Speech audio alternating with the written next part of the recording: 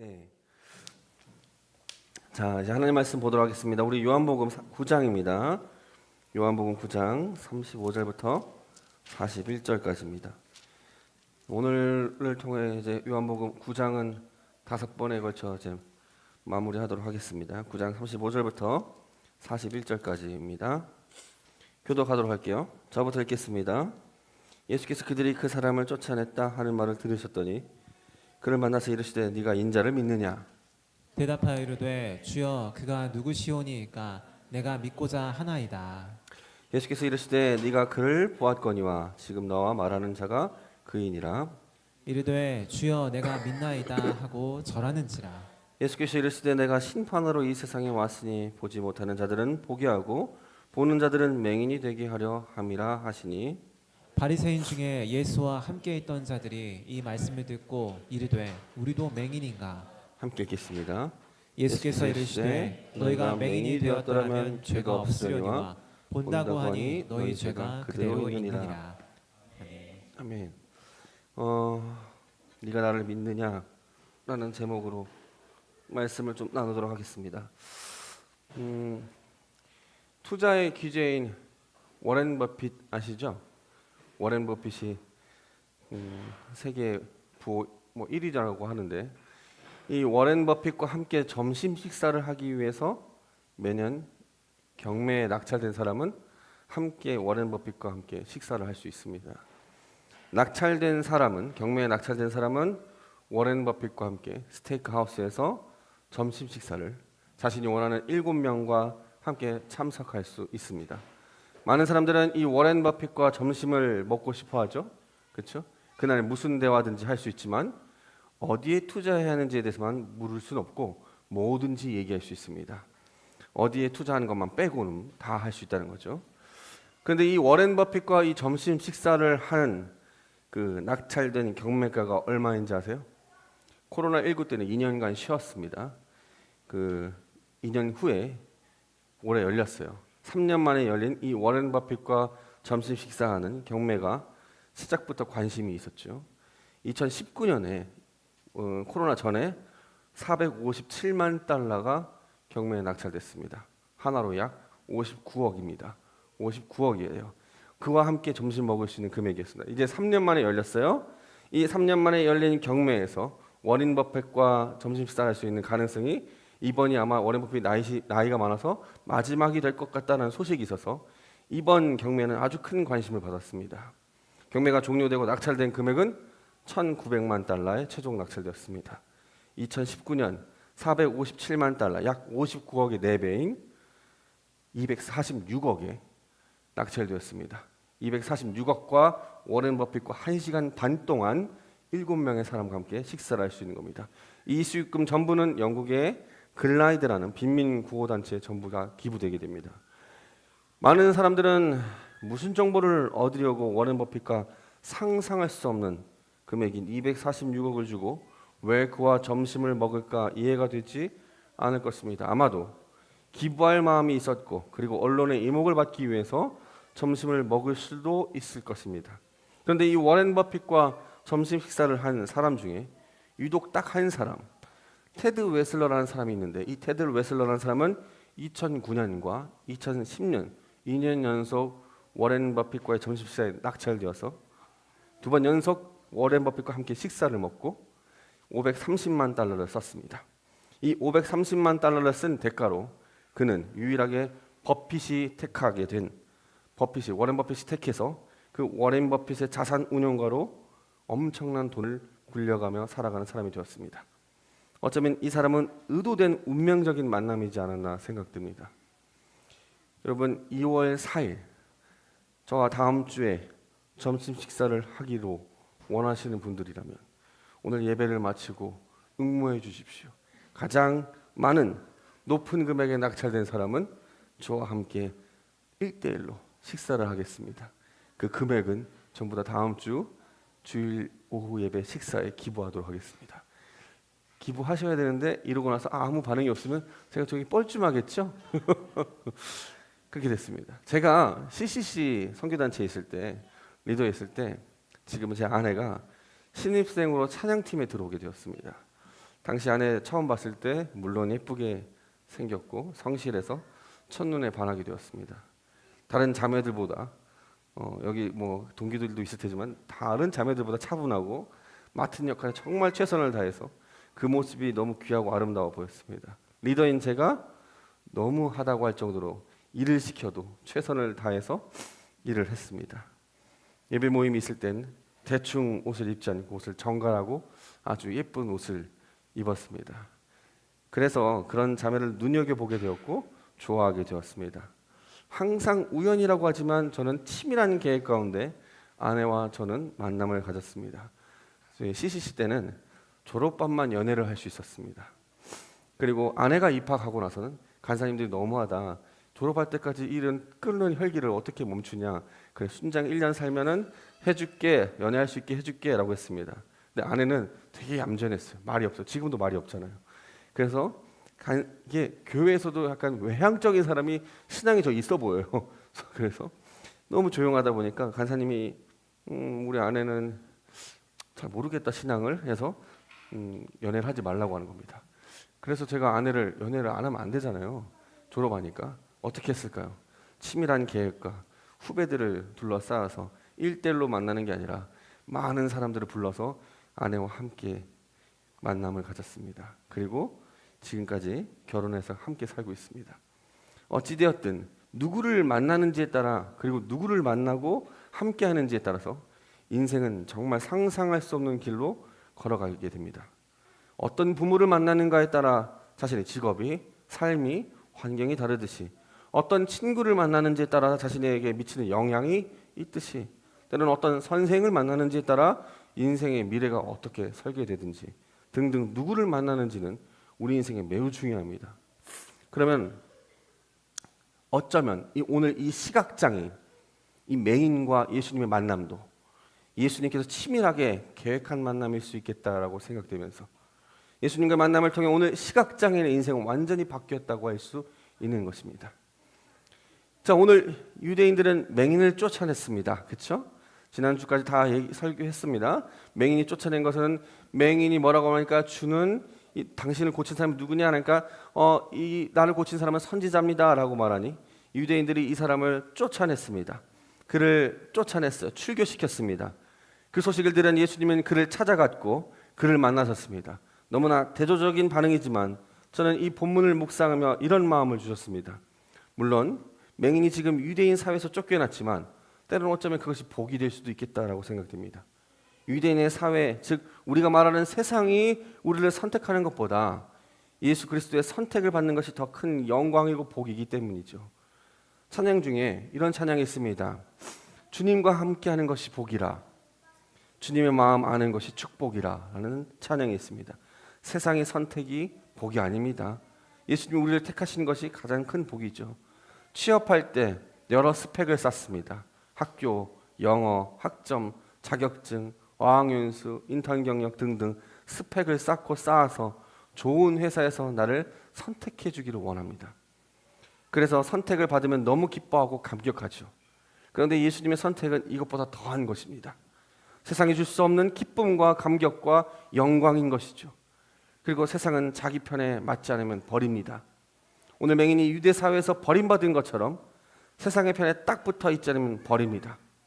그래서 세상의 선택은 온전하지 못합니다. 나를 끝까지 책임져 주지 않습니다. 내가 잘 붙으려 있으려고 하지만 그렇게 온갖 힘을 쏟아야 합니다.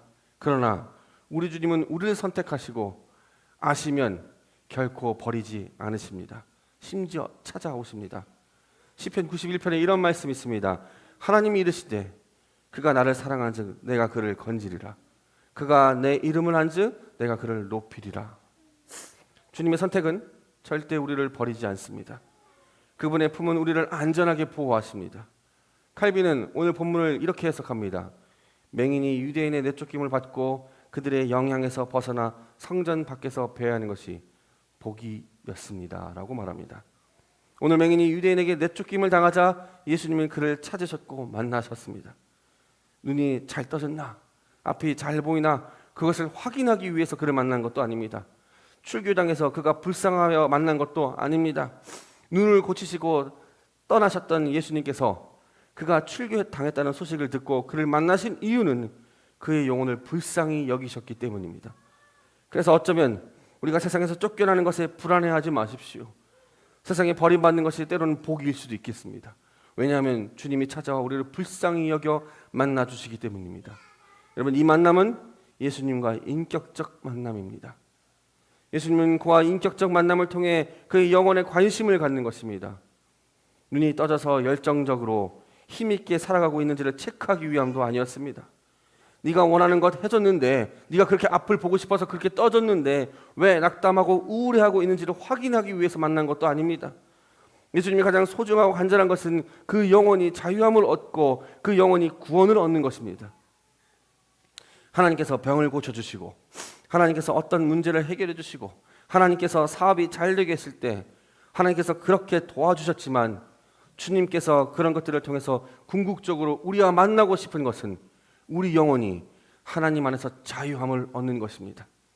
눈이 떠짐으로 얻는 혜택이나 특권과 비교할 수 없는 인생 최고의 권세, 하나님의 자녀되는 권세를 주기 위해 예수님은 이 장애인을 찾아오신 것입니다.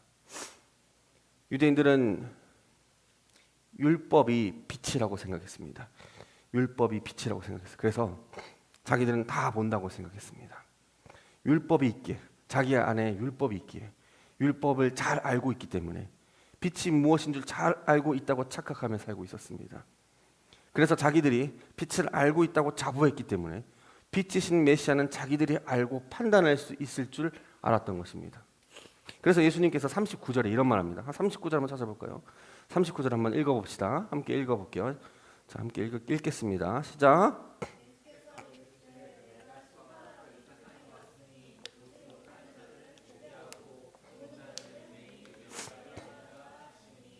네, 내가 심판하러 이 세상에 왔으니 보지 못하는 자들은 보게 하고 보는 자들은 맹인이 되게 하려 함이라. 자, 보지 못하는 자들은 뭡니까? 이 의미가 뭐냐면, 이 보지 못하는 자들은 영적인 차원에서 보지 못하는 자. 즉 무슨 뜻이냐면, 자신들은 본다고 하지만 영적인 어둠에 있어서 멸망받게 되었다고 아는 자들. 실은 이게 하이델베르크 처음 말한 질문하고 동일합니다.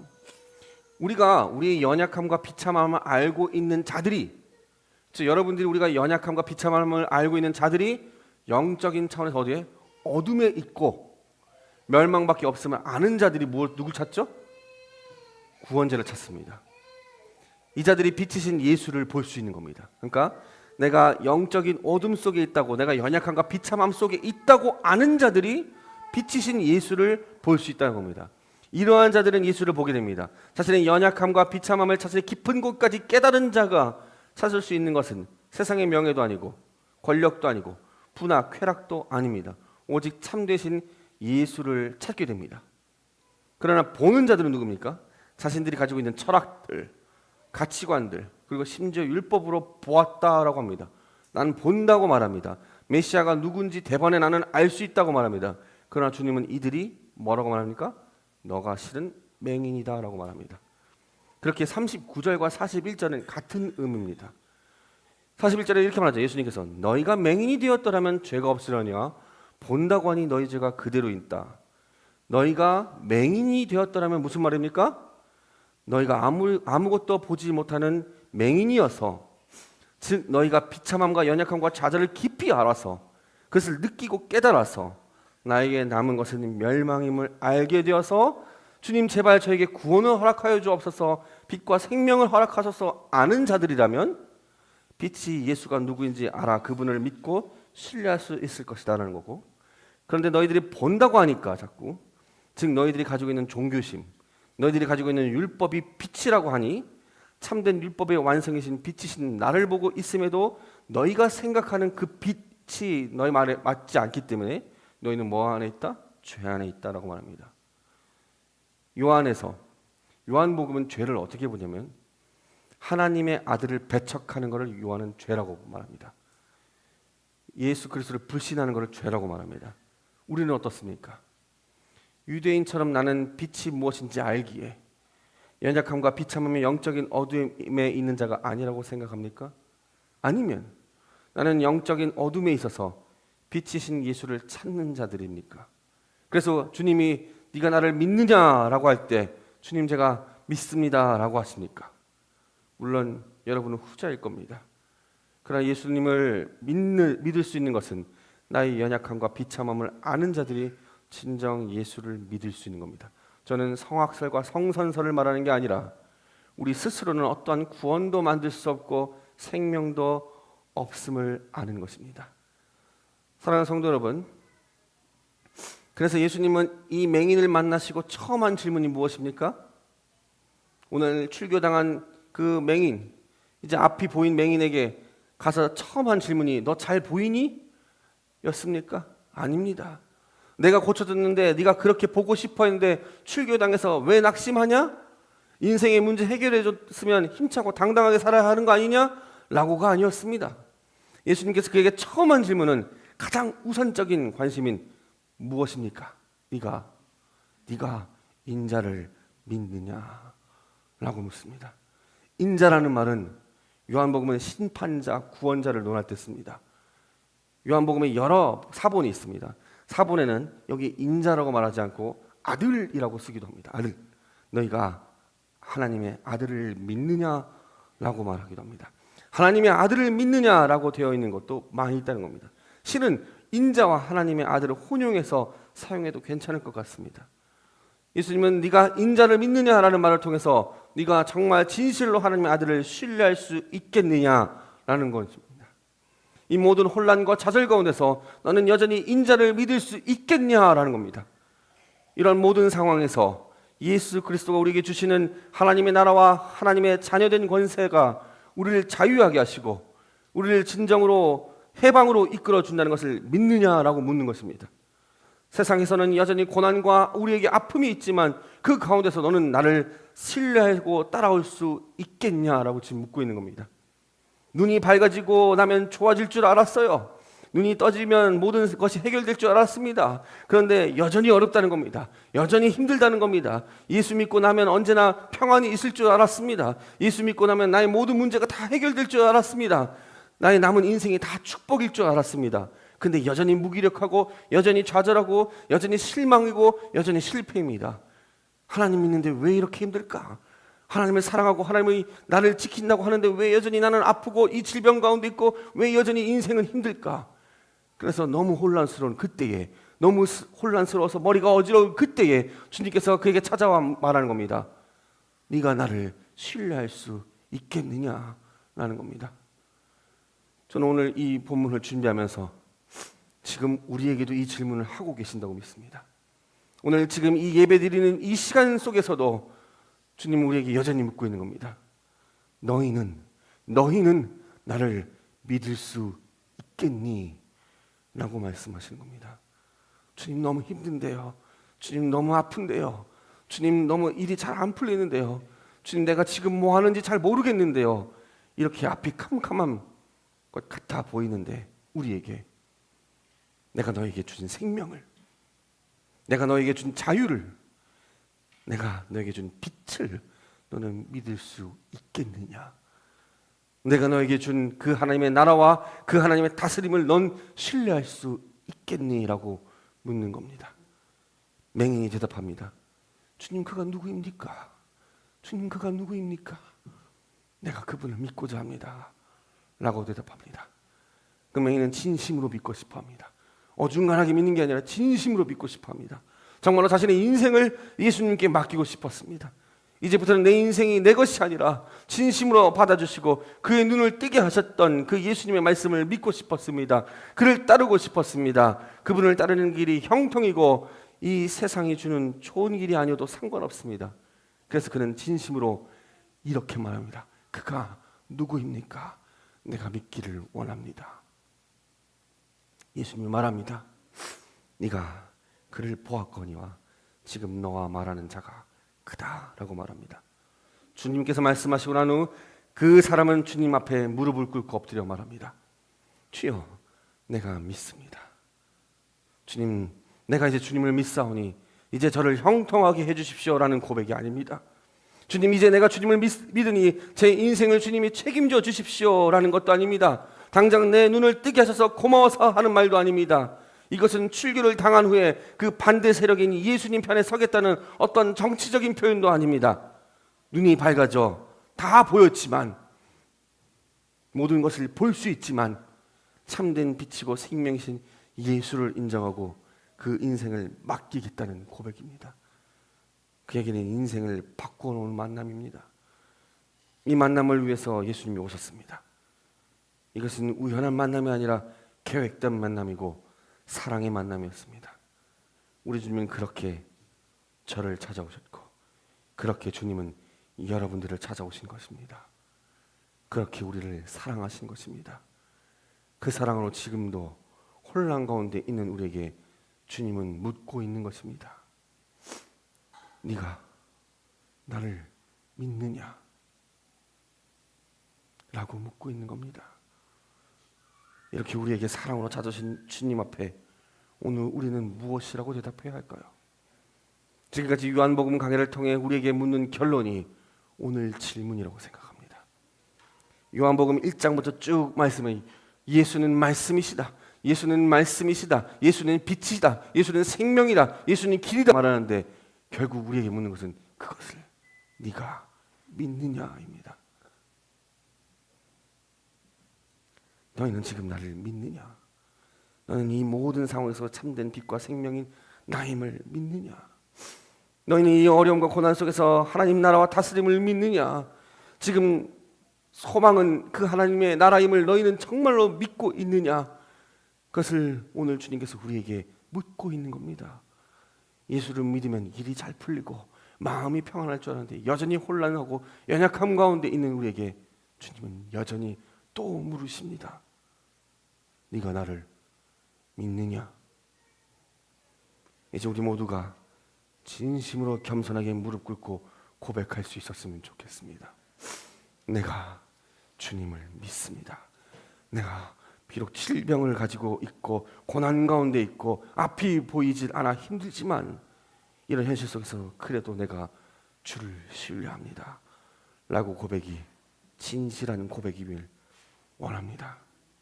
성공과 형통이 아닌 예수 그리스도 통해 얻은 최고의 가치는 예수가 빛이고 생명인 여기에 우리 모두가 걸 수 있었으면 좋겠습니다. 그래서 내가 주님을 믿습니다라고 진실되게 고백하는 저 여러분들이 되기를 주님의 이름으로 축원드립니다. 기도함께 하겠습니다. 하나님 아버지 감사합니다. 오늘 우리에게 예수님께서 맹인이 눈을 뜨고 앞을 보고 있고 무엇이든 다 보고 있지만 이 출교한 상황 가운데서 예수님이 그에게 찾아가신 것은 그를 계획적으로 사랑으로 찾아가신 이유는 네가 앞을 보고 있는데 정말 잘 보이니? 그것을 묻기 위함이 아니라 내가 너를 질병을 치유해 줬는데 왜 그렇게 우울해하고 있니? 라고 묻는 게 아니라 넌 정말 나를 믿느냐라는 그 질문 앞에 우리가 주여, 주님이 우리의 구원자임을 내가 믿고 신뢰합니다. 그 빛이신 예수님을 신뢰합니다 라고 고백하는 우리가 되게 하시고 주님을 찬양하고 주님만을 바라보는 우리가 되게 하여 주옵소서. 감사합니다. 주님, 예수님의 이름으로 기도드립니다.